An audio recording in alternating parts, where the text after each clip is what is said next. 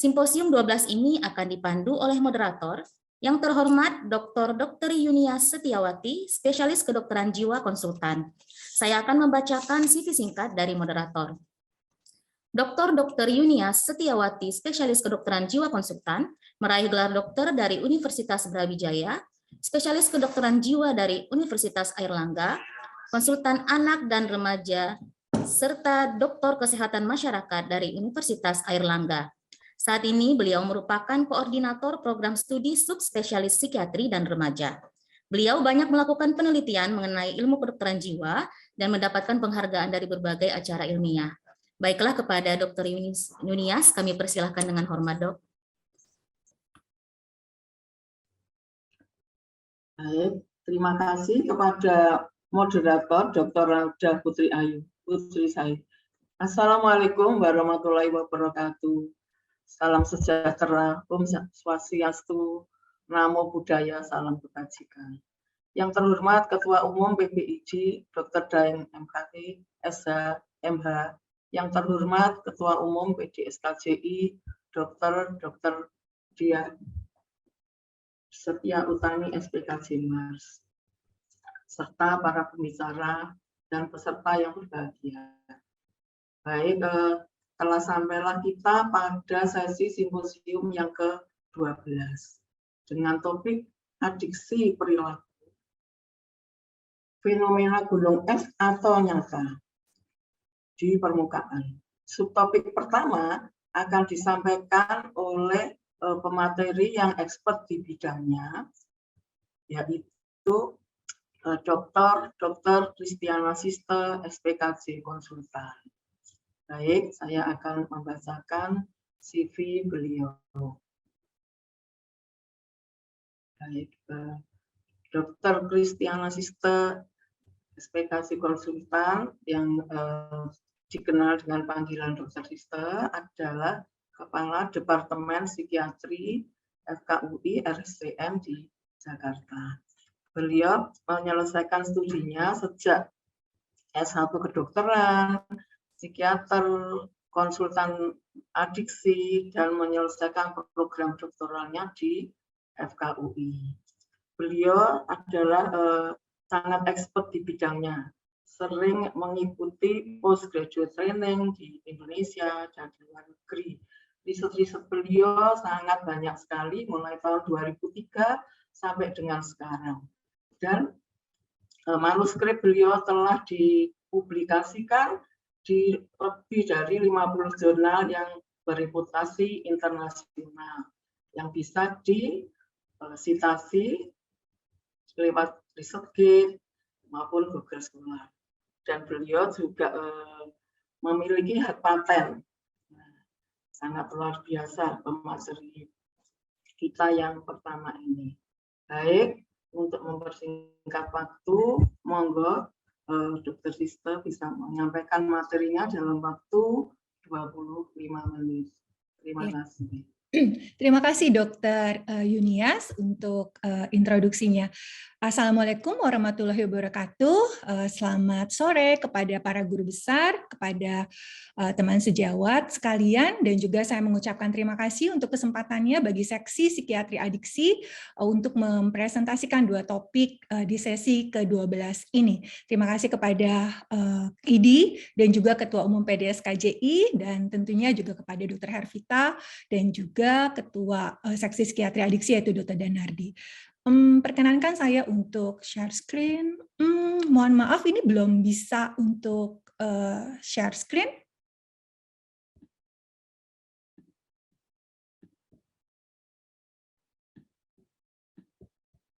Apakah saya bisa dibantu untuk bisa share screen?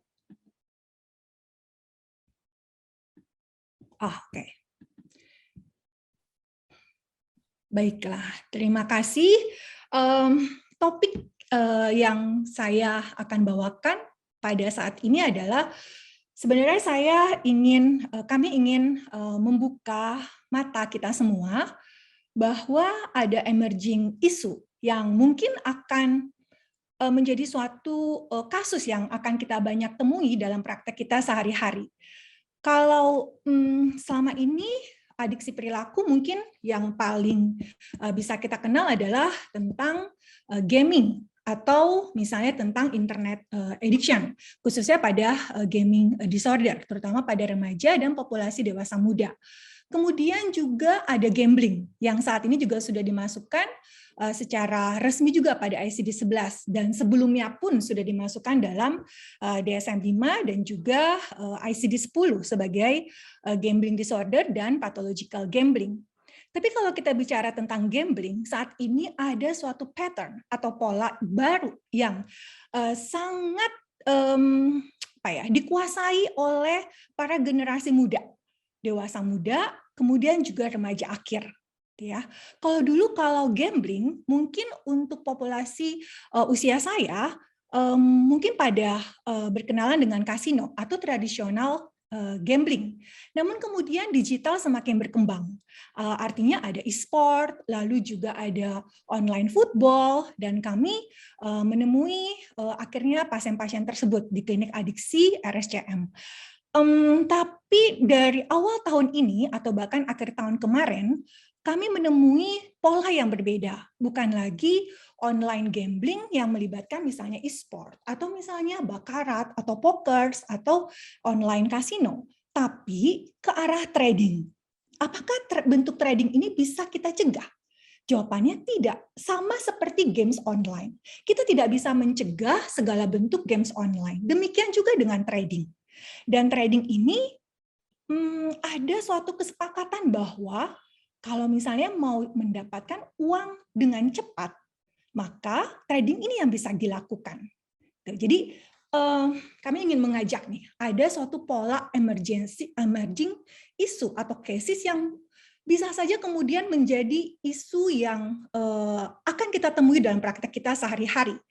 Jadi saya bekerja sama dengan Dr. Angeline untuk menangani kasus-kasus ini. Saya sharing kasus dulu. Ini baru saya dan Dr. Angie temui. Laki-laki berusia 25 tahun, dewasa muda, sudah menikah, dan dia terlibat dengan trading sejak 1 tahun yang lalu. Dan kemudian dia tujuan utamanya, ini mirip ya, antara satu kasus dengan kasus yang lain, yaitu adalah ingin mendapatkan uang secara cepat. Dan akhirnya dia melakukan trading tersebut dengan deposit awal hanya sekitar 400.000. Dan pada suatu kesempatan dia mendapatkan 1.500 US dalam hitungan jam. Nah, ini kemudian menjadi suatu episodik memori pada dia. Saya pernah merasa sangat senang dan sangat excited ketika saya mendapatkan 1.500 US dalam hitungan jam dengan deposit hanya 400.000. Kemudian yang terjadi adalah dia semakin meningkatkan deposit tersebut dengan harapan dia akan memenangkan jumlah uang yang lebih banyak. Dan pada akhirnya yang terjadi adalah kekalahan yang terus-menerus. Chart atau grafik itu pada trading terus bisa turun, tapi dia berharap grafik itu bisa naik. Dan itu pernah dia alami sebelumnya. Jadi dia juga merasa dia mengikuti suatu forum di mana ada komunikasi tentang trading, ada mentor. Jadi dia merasa analisis itu pasti akan dia kuasai, sehingga dia ada over control terhadap perilaku trading ini. Dan juga yang terjadi adalah pada saat dia kalah, dia tetap melanjutkannya dengan dua tujuan, membalas kekalahan, dan karena dia melakukan pinjaman online untuk deposit itu, dia juga harus menutup pinjaman online tersebut. Sehingga perilaku tersebut menjadi suatu lingkaran yang tidak putus-putus. Pada aplikasi trading ada yang namanya stop loss. Artinya kita bisa menggunakan aplikasi tersebut sebagai pencegahan untuk kemudian kalah lebih lanjut. Tapi dia mengatakan bahwa pasien ini mengatakan, saya tidak bisa berpikir lagi dan saya terus impulsif. Dan akhirnya pasien ini menggunakan uang yang bukan miliknya, melakukan pinjaman online, dan kemudian diketahui oleh keluarganya. Dan dia merasa kenapa dia begitu yakin untuk menang, karena dia merasa bahwa ada mentornya, walaupun dia mengakui financial literasinya tidak bagus. Nah, ini yang terjadi pada pasien ini. Dan juga pada akhirnya, pasien ini melakukan suatu perilaku memang yang tidak lost control. Jadi pada suatu pasangannya mengatakan dia tidak pernah lepas dari handphone. Dan pada saat misalnya jalan ke kantor atau ke tempat kerja, maka dia akan berhenti untuk melihat chart tersebut. Artinya engagement pada aplikasi tersebut sangat besar sekali. Dalam hitungan cuma restingnya atau istirahatnya hitungan menit. Itu yang terjadi.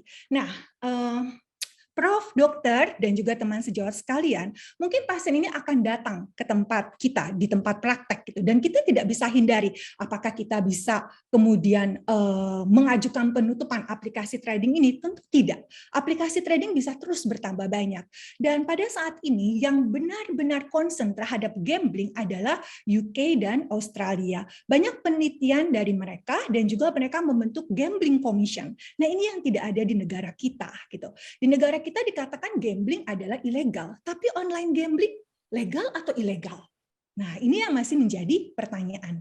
Kalau kita bicara tentang gambling, maka ini adalah prevalensi di dunia.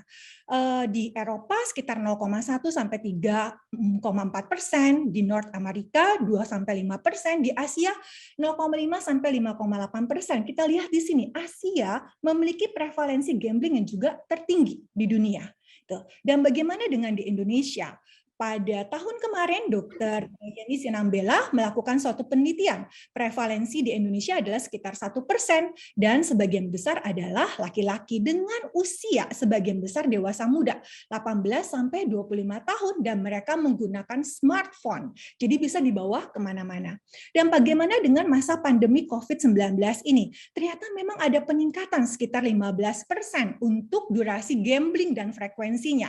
Dan ada 14% di seluruh dunia new gamblers, penjudi baru, dan 18% maka memiliki skor PGSI atau Problem Gambling Score Index yang meningkat. Jadi pada masa pandemi COVID-19, adiksi perilaku gambling disorder menjadi suatu kasus yang juga meningkat.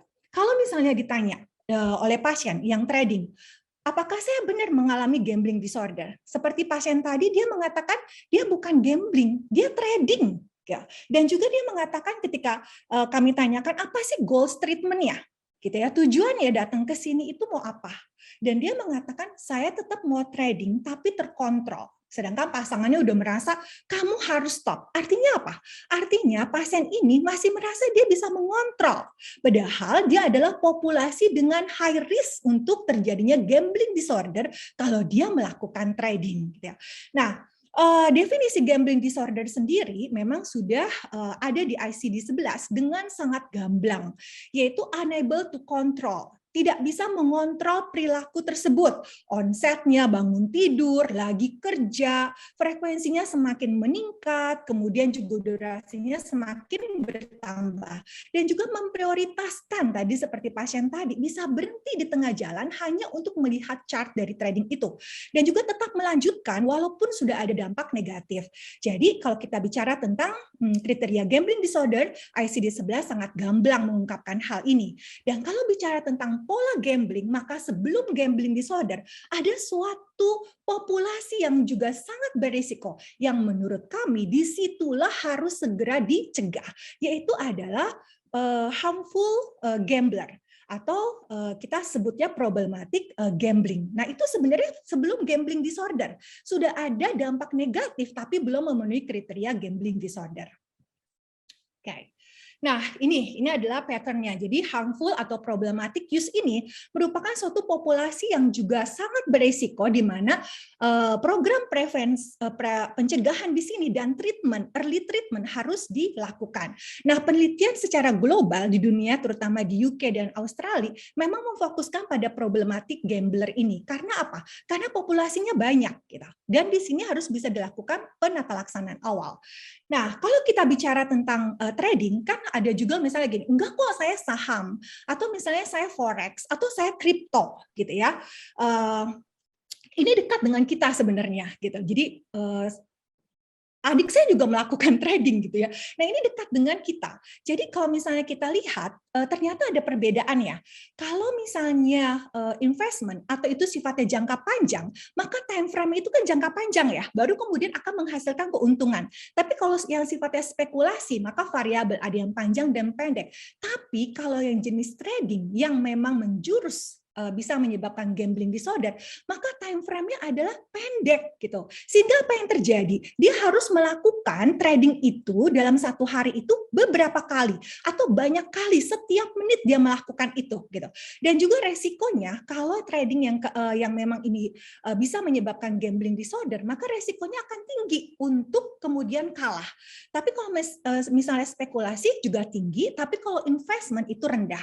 Dan juga kalau misalnya dilihat dari expected returns-nya, maka biasanya kalah kalau yang gambling ini, kebanyakan kalah gitu daripada menangnya. Tapi kalau investment tentu dia akan menghasilkan sesuatu yang menguntungkan walaupun dalam jangka panjang. Dan untuk yang gambling ini maka seringkali menggadaikan barang, meminjam uang, dan pada saat ini sangat mudah meminjam online, pinjaman online itu sangat mudah sekali gitu. Dan bagaimana kita bisa mencegah akses tersebut? Itu yang masih kami cari juga. Keluarga juga bingung dengan hal itu. Dan definitive event-nya atau outcome-nya untuk gambling jelas saat itu dia bisa mendapatkan koin, saat itu dia bisa mendapatkan uang, atau misalnya koin yang bisa dicairkan. Nah, ini adalah beberapa macam trading yang dimasukkan dalam high risk trading and speculation.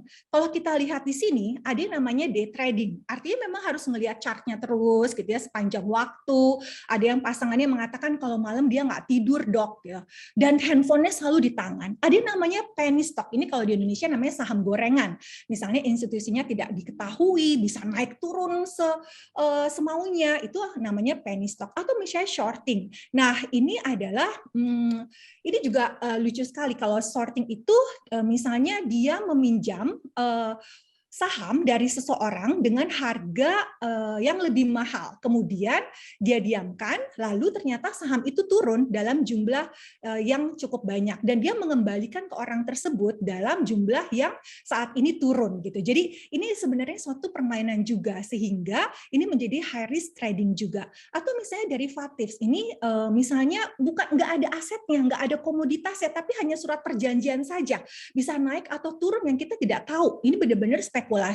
Atau misalnya option, misalnya ada bentuk trading yang cuma misalnya menebak akan naik turun. Ini ada binary option, cuma dua pilihan. Dan apakah kita bisa menebak yang benar itu seperti apa? Itu adalah random namanya. Atau misalnya margin ini adalah ada misalnya suatu bank tertentu bisa meningkatkan jumlah dia untuk melakukan deposit. Misalnya saya memiliki uang tunai hanya 500.000, tapi saya ingin deposit 1.500.000, maka itu marginnya bisa dinaikkan gitu. Hal ini kemudian yang memicu orang itu untuk impulsif karena dia merasa dia ada uang, tapi sebenarnya uang itu adalah uang pinjaman. Jadi ini adalah bentuk high risk trading. Jadi kalau kita ketemu pasien dengan trading addiction atau gambling disorder yang bentuknya trading, kita harus bisa memposisikan yang mana bentuk tradingnya dengan 7 macam ini. Nah, kalau kita bicara tentang risk population, maka kita bisa lihat di sini bahwa yang melakukan day traders adalah high risk population untuk menjadi gambling disorder. Dan kalau secara demografik, maka laki-laki dan usia muda kurang dari 30 tahun dengan low income dan single. Nah, kalau kita lihat di sini memang dari general population, nih populasi general yang pernah melakukan gambling ada 68%, 69%. Tapi kemudian kita lihat yang populasi day trader, ternyata 91% pernah melakukan gambling. Jadi sekitar 22% lebih tinggi daripada general population untuk yang day trader. Dan juga kalau kita lihat di sini, ini memisahkan dua populasi. Non-day trader, dia trading, tapi bukan yang cepat seperti kripto gitu ya. Nah, dibandingkan dengan yang day trader. Kita lihat di sini, ini adalah gambling disordernya atau problematic gamblingnya, itu sekitar 1,4% untuk yang non-day trader. Tapi untuk yang day trader adalah 7,6%, yaitu ini sekitar 6 kali lebih tinggi. Jadi memang pada yang day trader memiliki resiko tinggi untuk mengalami problematic gambling. Nah, ini juga ada penelitian dari UK, maka di sini dikatakan membahas tentang population at risk dan risk factors. Yang menggunakan EGM itu adalah electronic gambling monitoring, jadi yang bersifat online. Nah, itu resikonya tinggi untuk menjadi gambling disorder. Ya. Dan juga kalau misalnya kita lihat di sini, ternyata Yang spekulatif financial participation ini adalah trading ya, spekulatif itu. Resikonya untuk menjadi problematic gambler sama dengan mereka yang melakukan gambling di kasino. Jadi kalau misalnya ada yang mengatakan bahwa online gambling itu lebih tidak beresiko, itu salah. Karena odds ratio-nya sama dengan yang melakukan gambling pada kasino, table. Ya. Kemudian kalau kita lihat yang di bawah di sini, ternyata memang ketika seseorang mengalami overconfidence, maka relasinya positif dengan terjadinya problematik gambling. Pasien-pasien ini selalu mengatakan, saya bisa, saya sampai membuat Excel, rumus, saya sampai kemudian konsul pada orang IT. Jadi dia memang merasa overconfidence, dan ini positif dengan terjadinya problematik gambling. Dan juga ternyata kalau financial knowledge-nya bagus, maka akan sebenarnya financial literasi sangat dibutuhkan ketika seseorang melakukan trading. Nah, banyak cognitive errors pada yang mereka yang mengalami gambling disorder, termasuk yang jenisnya trading. Nah, ini yang harus kita telusuri. Ada namanya illusion of control. Tadi seperti pasien tadi, saya punya mentor, lalu saya tanya, apakah mentornya menang terus? Enggak. Gitu. Lalu kenapa Anda percaya? Karena kalau dia bisa berhenti, bisa kemudian diklik stop loss-nya, kalau saya enggak. Nah, tapi saya yakin bahwa saya bisa kemudian mengatasi kekalahan saya. Itu adalah illusion of control. Atau belief about winning. Dia merasa ada kemenangan yang strike 3 kali berturut-turut. Kemudian dia kalah 5 kali, tapi dia merasa bahwa dia akan kembali menang. Itu adalah beliefs about winning yang membuat dia gambling terus.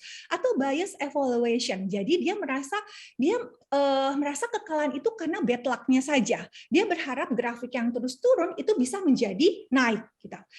Jadi ini adalah bias evaluation atau expectation. Saya berjudi karena saya enjoy. Atau misalnya dia mengatakan gini, saya berjudi karena saya merasakan thrilling. Nah, kalau misalnya pasien mengatakan thrilling, kita harus membuatnya lebih detail. Thrillingnya cemas, thrillingnya senang, atau thrillingnya gelisah. Nah, ini yang sering dikatakan pasien. Sehingga cognitive errors ini membuat kemudian menjadikan pasien menjadi overconfidence dan juga merasa financial literacy-nya menjadi lebih tinggi. Nah, ini ada penelitian yang sangat menarik. Ternyata ini adalah tentang cryptocurrency interest di Indonesia. Ternyata dari penelitian ini, Indonesia menjadi negara nomor 1 di dunia untuk nilai indeks ketertarikannya pada pasar kripto. Ya, tapi ternyata memang literasi untuk finansialnya itu memang rendah. Ini ada penelitian juga. Di sini survei pada 3 negara global menunjukkan rata 98% masyarakat tidak memiliki literasi kripto sama sekali. Nah, kenapa kemudian topik ini diangkat? Karena ini kita lihat indeks ketertarikan pada dunia, pada pasar kripto itu negara kita tertinggi. Dan siapa yang menggunakan kripto ini? Dewasa muda tentunya. Yang masih apa? Emosinya masih tidak stabil gitu ya, tentunya nanti kita lihat ke belakang. Dan ternyata memang cryptocurrency ini adalah suatu high risk investment yang melibatkan electronic currency. Sudah ada dari tahun 2008, tapi di Indonesia baru terkenal baru-baru ini gitu. Dan kalau di sini ada penelitian dari Australia, dikatakan di sini bahwa memang kalau ini ada 3 populasi ya yang melakukan judi saja, misalnya e-sport atau online football, kemudian melakukan judi biasa dengan kripto atau kelompok yang kripto saja. Ternyata kelompok yang berjudi dan kemudian juga trading kripto, maka memiliki kemungkinan resiko lebih tinggi untuk menjadi problematik gambling lebih tinggi. Gitu ya. Jadi kalau misalnya dia berjudi misalnya pakai bakarat, pokers atau e-sport atau kemudian dan dia melakukan kripto, maka itu resiko untuk problematik gamblingnya menjadi lebih tinggi. Dan kita lihat di bawah, maka tabel ini menunjukkan bahwa yang populasi yang melakukan trading kripto minimal sekali dalam seminggu, maka memiliki trade high risk stock. Jadi merupakan resiko tinggi untuk mengalami problematik gambling dan dibuktikan dengan adanya problem gambling severity dengan indeks PGSI yang menjadi lebih tinggi, ya. Nah, ini kalau misalnya cryptocurrency ini memang kan akhirnya banyak ya, sudah banyak sekali. Saya yakin di sini juga ada yang melakukan trading kripto. Nah, kapan dikatakan memang ini akan menjadi lebih tinggi resikonya untuk gambling disorder atau problematic gambling? 1, kalau dia melakukan trading. berulang kali dalam satu hari. Makanya kita namakan day trading. Dan yang kedua, dia memonitor value-nya itu setiap hari. Chart naik apa enggak ya, kapan turunnya ya gitu. Nah itu dalam hitungan menit bisa berubah. Dan kemudian durasi dia engage dengan aplikasi itu dalam sehari. Kalau ini semakin meningkat, maka high risk stok dan skor PGSI-nya itu semakin meningkat. Gitu. Itu yang terjadi. Nah ini membuktikan pasien tadi mengatakan begini, saya nggak ada apa-apa kok dok, gitu, kecuali memang saya pinjaman online. Dia nggak melihat itu sebagai dampak negatif. Penelitian ini dilakukan di Australia. Jadi melihat sebenarnya secara temporal atau waktu, maka ada HAM apa saja sih ketika seseorang melakukan judi. Dan di sini ada 3 kelompok general harms, artinya memang dia masih bisa berfungsi sehari-hari, tapi memang ada dampak negatif. Yang kedua adalah krisis, ketika dia mulai membutuhkan pertolongan, atau legacy. Legacy adalah walaupun dia sudah berhenti perilaku judinya, maka HAM itu tetap ada. Nah, di sini ada 7 dimensi. Yang pertama adalah financial harm, tentu keuangan, lalu relasi dengan keluarga atau teman pekerjaan, kemudian emosi atau psychological distress, lalu juga decrements to health, yaitu physical problem. Cultural harm ini terkait dengan keyakinan dan agama. Kemudian juga mengurangi performance pada pekerjaan atau belajar, dan kriminal. Nah, ternyata dari penelitian ini maka didapatkan ini menggunakan seperti fast, jadi subjektif, harmnya seberapa tinggi sih gitu ya. Ini adalah HAM-nya yang sungguh ya. Ini adalah PGSI score. Jadi skor dari problematik gambling tadi. Nah, ternyata yang merupakan populasi problematik gambler ini memiliki angka HAM yang tinggi untuk ke-7 dimensi tersebut. Artinya apa? Artinya memang populasi ini sudah memiliki dampak negatif yang berat, walaupun belum memenuhi kriteria gambling disorder. Di sini harus ada prevention untuk menjadi gambling disorder, dan harus ada early treatment juga. Nah, ini kalau misalnya kita lihat dari segi brand sendiri, ternyata monetary reward atau reward yang bentuknya uang ternyata memang mengaktifkan nukleus accumbens dan prefrontal cortex tentunya. Ini sama dengan adiksi lainnya. Tapi kadang-kadang pasien merasa enggak kok dok, saya bisa kontrol gitu. Nah, ternyata karena sudah ada aktivasi otak akibat gambling behavior, maka aktivitas otak ini yang membuat dia tidak bisa mengontrol perilakunya. Hal ini yang bisa kita jelaskan kepada pasien. Misalnya hal seperti ini. Ini juga misalnya untuk day traders dibanding ada perbandingan, yaitu pada populasi day traders pada saat dia trading dan pada saat dia istirahat. Ternyata pada saat dia trading ada aktivasi yang meningkat pada nukleus accumbens, left prefrontal cortex, dan parietal cortex. Jadi memang ada perbedaan gitu. Dan ada hal yang menarik. Jadi di sini ada penelitian yang memeriksa aktivitas dari nukleus accumbens. Ternyata aktivitas nukleus accumbens itu menurun seiring dengan usia bertambah dan seiring dengan ketika emosinya itu tidak tinggi. Hal ini ingin saya jelaskan demikian. Pada yang melakukan trading pada usia muda, kenapa sih kemudian dia tidak bisa berhenti impulsif? Karena pada saat dia kalah, maka dia merasa, kok saya kalah ya, saya bodoh, saya harus membalas kekalahan ini. Kan jadi dia merasanya apa? Tidak tenang, cemas, kesel. Nah itu yang membuat dia kemudian berjudi lagi, melakukan trading lagi terus-menerus, walaupun kekalahan itu sudah banyak. Nah itu yang terjadi ternyata. Ada pasien kami yang mengatakan begini, dok kalau misalnya saya tenang dalam menghadapi kekalahan, saya bisa mengontrol. Ya benar memang, tapi pada saat kalah, maka emosi negatif itu yang menjadi negatif reinforcement untuk dia berjudi kembali. Ini yang terjadi. Nah, kalau pada gaming, waktu itu kami sudah sempat banyak sharing juga, banyak sekali self-application yang bisa digunakan oleh parents atau oleh guru, atau misalnya oleh orang itu sendiri. Tapi untuk gambling, memang belum banyak aplikasi yang bisa digunakan. Jadi, kami berikan contoh, ada aplikasi untuk memblok online gambling site dan apps. Jadi warga memang harus kreatif nih, misalnya di gambar ini. Atau bahkan ada aplikasi yang meminta ketika ada transaksi online untuk gambling site, maka diblok gitu. Ini ada gitu. Jadi justru aplikasi ini seharus kita cari dan kita gunakan. Saya selalu berpikir ya, kalau misalnya adiksi perilaku itu karena teknologi, maka yang harus kita lakukan adalah kemudian melawannya lagi dengan teknologi yang pintar. gitu. Saya berpikir selalu ke arah sana tuh. Jadi kita harus mencari secara kreatif aplikasi ini. Misalnya ada juga gambling exclusion atau parental control. Jadi untuk gambling juga ada gitu. Nah ini sudah memasuki slide terakhir untuk manajemen. Saya tidak terlalu fokus untuk manajemen, tapi ada banyak yang dikembangkan modalitasnya. Ada CBT, MI dikatakan kalau dia sendirian dia tidak efektif untuk gambling disorder. Dia harus dipadu-padankan dengan CBT. Ada DBT saat ini, mindfulness yang saat ini sedang terkenal, dan juga kognitif terapis. Kalau psikofarmakologis, maka Potenza membagi apakah dia memang benar-benar gambling tanpa komorbiditas, gambling dengan depresi, gambling dengan mood disorder. Jadi itu akan berbeda. Kalau misalnya dia gambling tanpa komorbiditas, maka biasanya diberikan naltrexone atau bupropion. Tapi sayang sekali bupropion tidak ada di negara kita, walaupun banyak penelitian mengatakan ini efektifnya lebih tinggi daripada antidepresan.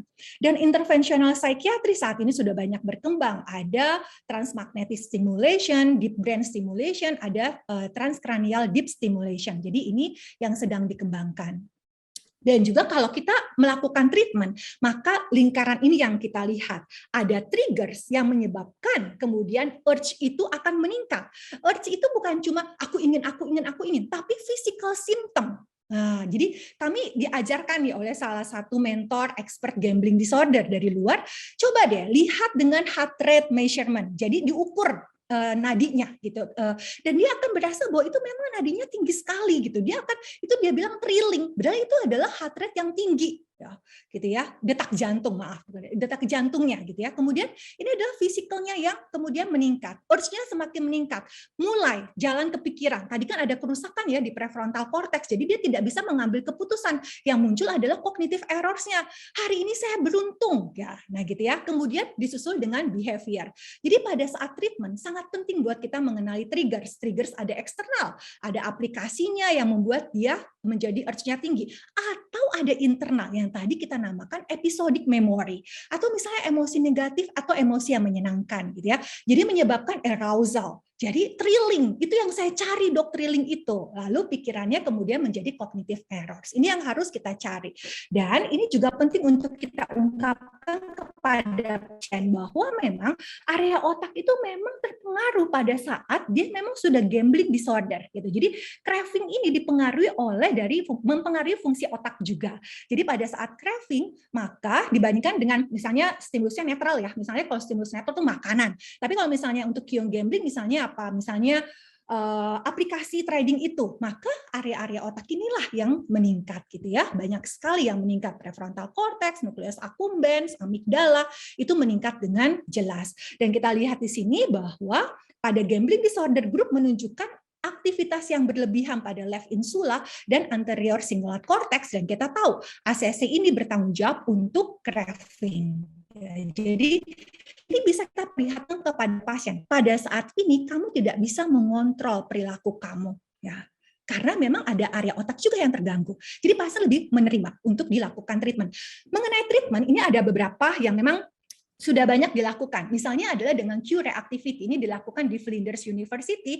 Mereka punya klinik adiksi di situ untuk gambling, dan ternyata dengan menggunakan Q-reactivity dengan exposure sebanyak 12 minggu, selama seminggu sekali, dikenalkan dengan QQ tersebut pada saat terapi, maka lama-kelamaan akan terjadi habituasi. Jadi pada saat dia melihat koin langsung urge tinggi, aku harus. Tapi pada saat itu dilakukan kognitif terapi sehingga memprevent dia, mencegah dia untuk melakukan judi itu. Dan itu terus terjadi habituasi, karena kan perilaku judi juga terjadi karena reinforcement ya. Dan juga ada virtual reality. Ini sebenarnya exposure, tapi kita menggunakan virtual. Dan ternyata efektif juga untuk gambling selama virtual reality ini dilakukan minimal 4 kali dan dibarengi dengan CBT. Gitu. Ini ada berbagai instrumen yang bisa kita gunakan, yaitu SOGS, sudah divalidasi juga oleh Dr. Yeni Sinambela ke bahasa Indonesia. Jadi bisa menjadi modal kita untuk assessment awal dan juga monitoring. Yang juga ada KDAI. KDAI ini untuk melihat juga domain mana sih yang tinggi. Jadi ada 7 domain di KDAI ini, dan ini sudah bisa diunggah dengan aplikasi yang tidak berbayar. Jadi kita akan menentukan, oh dia lebih tinggi di loss of control, oh dia lebih tinggi di mood modification. Nah itu menjadi arah treatment kita, bisa kita gunakan juga. Ini kami sedang mengembangkan Inspire yang merupakan AI sebenarnya ya, jadi artificial intelligence, sehingga pasien bisa melakukan self tracking real time ketika dia melakukan trading, lalu juga ada self treatment juga di sini. Kami sedang mengembangkan memang berbagai modalitas untuk gambling disorder ini, klinik adiksi, RSCM. Dan sebagai slide penutup, ternyata masih banyak gaps nih yang bisa kita lakukan. Nah, sejawat bisa melakukan penelitian, terutama sejawat yang masih muda nih, yang masih bergairah untuk penelitian. Jadi misalnya bagaimana sih engage pasien untuk ke treatment? Itu kan susah ya, sampai kemudian akhirnya involuntary, bukan voluntary.